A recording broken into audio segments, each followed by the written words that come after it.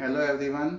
इससे पहले हमने बॉयल्स लॉ पढ़ा था। आज मैं आपको चार्ल्स लॉ बता रहा हूँ। चार्ल्स लॉ जो है सेकंड लॉ है, हम कह सकते हैं गैस लॉज पे। ठीक है, चार्ल्स लॉ जो है वो भी तीन वेरिएबल्स जो मैंने आपको बताए थे उन्हीं तीन वेरिएबल्स पे डिपेंड करता है। ठीक है, तीन वेरिएबल्स कौन से थे? टेम्परेचर, प्रेशर एंड हम कह सकते हैं वॉल्यूम ऑफ द गैस। ठीक है, तो इसमें हम क्या करेंगे, एक वेरिएबल जो है उसको कांस्टेंट मानेंगे, दो वेरिएबल्स जो है उनको हम चेंज कर देते हैं। ठीक है, तो ये भी वेरिएबल्स पे डिपेंड करता है। कैसे करेगा वो आप समझते हैं। इस चीज को समझने से पहले हमें ना इसका एक एग्जाम्पल समझना, जिससे हमें चार्ल्स लॉ बहुत आसानी से समझ में आ जाए। ठीक है, हम कहते हैं यहां लिखा हुआ है वॉल्यूम ऑफ गैस।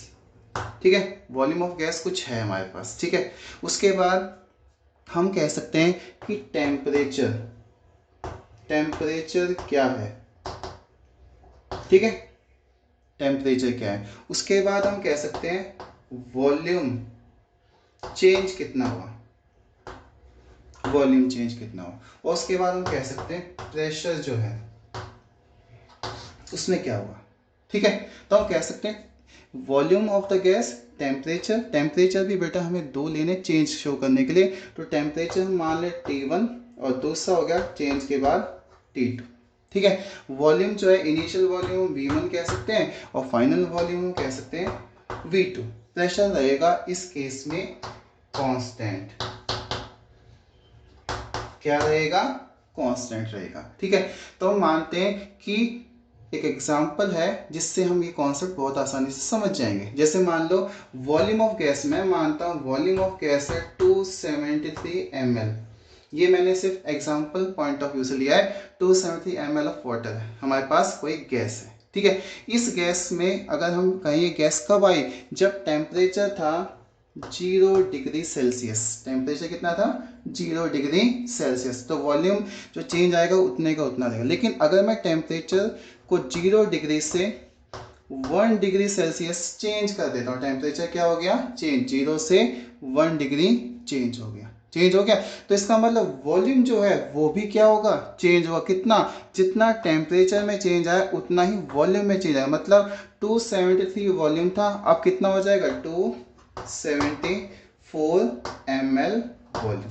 प्रेशर क्या रहेगा उस कंडीशंस में? कांस्टेंट रहेगा। ठीक है, समझ में? इसका मतलब अगर मैं टेम्परेचर जितना चेंज होता है उतना ही वॉल्यूम में भी चेंज होगा। क्लियर हुआ? एक और एग्जांपल समझते हैं। जैसे मेरे पास है 275 ml, मेरे पास है वाटर। ठीक है, सॉरी गैस है। ठीक है, और इसका टेम्परेचर है मान लो 0 डिग्री सेल्सियस, और मैंने इसको क्या कर दिया? -1 डिग्री सेल्सियस में कम कर दिया।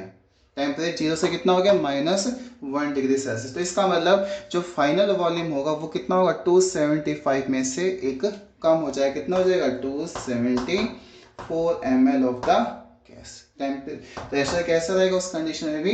कांस्टेंट। ठीक है, अगर मैं को एग्जांपल समझ लेता हूँ इस चीज को। 283 ml मेरे पास क्या है?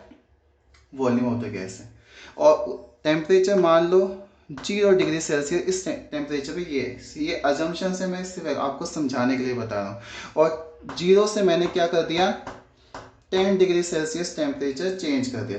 तो इसमें कितना चेंज आया? 10 का चेंज आया। इसका मतलब वॉल्यूम में कितना चेंज आया? 10 का आना चाहिए। तो अब कितना हो जाएगा? 293 ml वॉल्यूम हो जाएगा। और प्रेशर क्या रहेगा? कांस्टेंट। इसका मतलब हमें इस चीज समझ में आ गई कि वॉल्यूम जो है वो डायरेक्टली प्रोपोर्शनल किसके हैं? हम कह सकते हैं टेम्परेचर। तो volume is directly proportional to temperature. Temperature में जो चेंज आ रहा है उसके डायरेक्टली प्रोपोर्शनल। कब? At constant pressure. तो कंडीशंस क्या आ गई? At constant pressure. तो इसका मतलब वॉल्यूम जो है वो डायरेक्टली प्रोपोर्शनल के किसके? टेम्परेचर के। जब प्रेशर कैसा रहेगा? कांस्टेंट रहेगा। That is known as Charles law. तो आपको समझ में आ गया चार्ल्स लॉ क्या है। जितना वॉल्यूम चेंज होगा वो किस पे डिपेंड करेगा? टेम्परेचर चेंज पे डिपेंड करेगा एट ए कांस्टेंट प्रेशर। समझ में आया? इस एग्जांपल से हम चार्ल्स लॉ को बहुत अच्छे से समझ सकते हैं। ठीक है, अब चलते हैं इसकी डेफिनेशंस की तरफ और फर्दर इसकी डेरिवेशंस की तरफ। तो इसकी डेफिनेशन अगर हम पढ़ें तो क्या है वो समझते हैं। Definition of Charles law. तो चार्ल्स लॉ, इसके डेफिनेशंस की तरफ अगर चलें तो क्या होगी। चार्ल्स लॉ की डेफिनेशन कहता है कि for each degree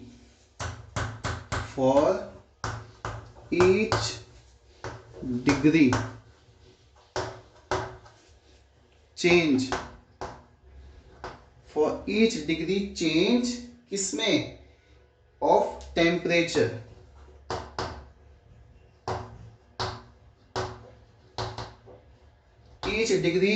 for each degree change of temperature, अगर टेम्परेचर को ईच डिग्री में चेंज करते हैं, द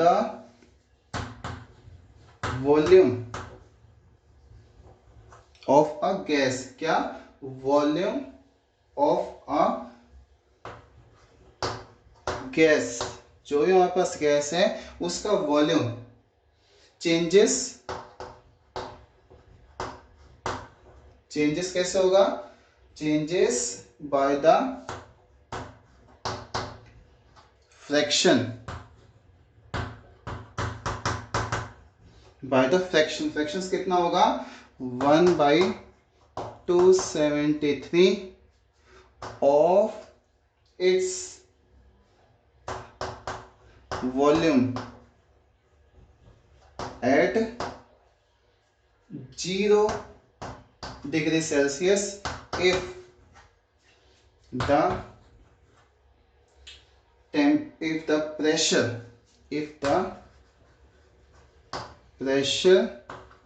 is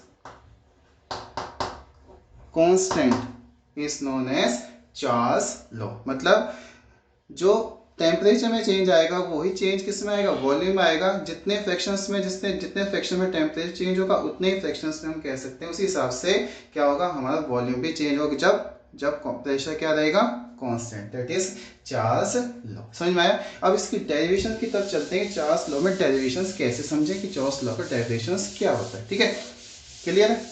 तो चार्ल्स लॉ का डेफिनेशन इस तरीके से है कि हम माने कि let the given volume of the gas is V nought is the initial volume at 0 degree Celsius. ठीक है, वी नॉट जो है, वी नॉट, डेरिवेशन लिख लेते हैं इसमें,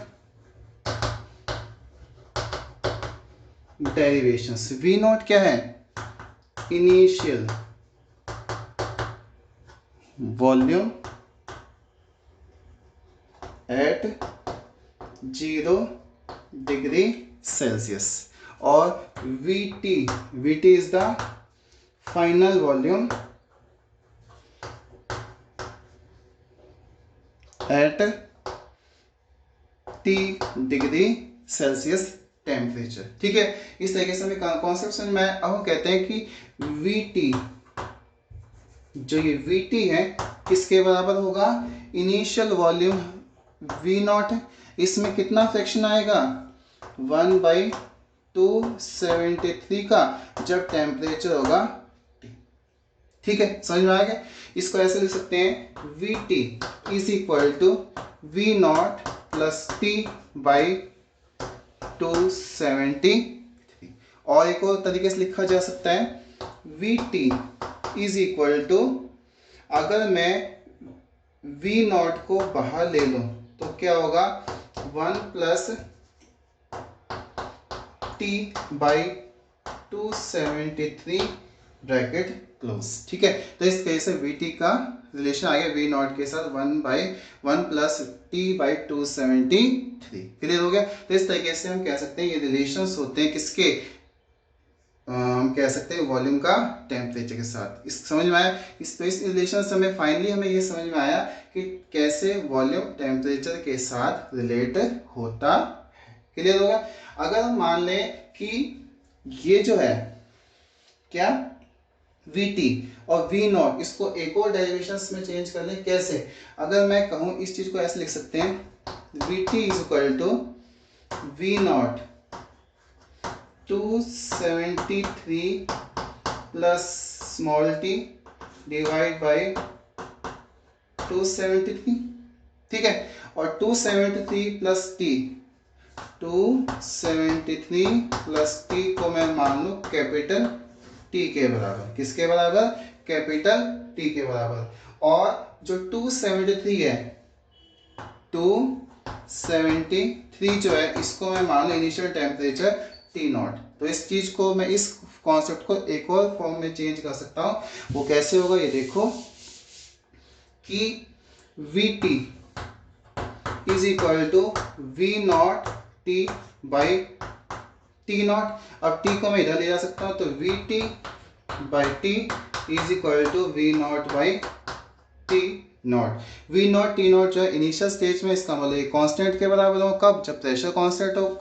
हम कह सकते हैं कांस्टेंट है, तो हम कैसे, ये क्वांटिटी कांस्टेंट है, ये क्वांटिटी भी क्या होगी? कांस्टेंट होनी चाहिए।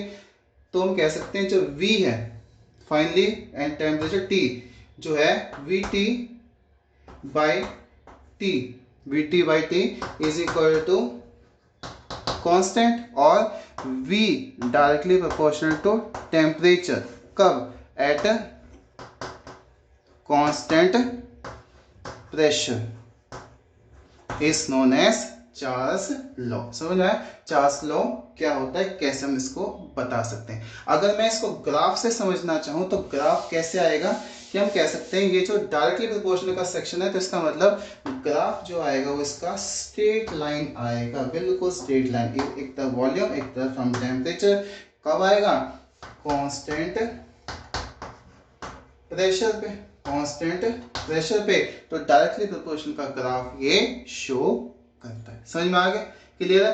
तो चार्ल्स लॉ का डेरिवेशन प्लस ग्राफ आपको समझ में आ गया होगा।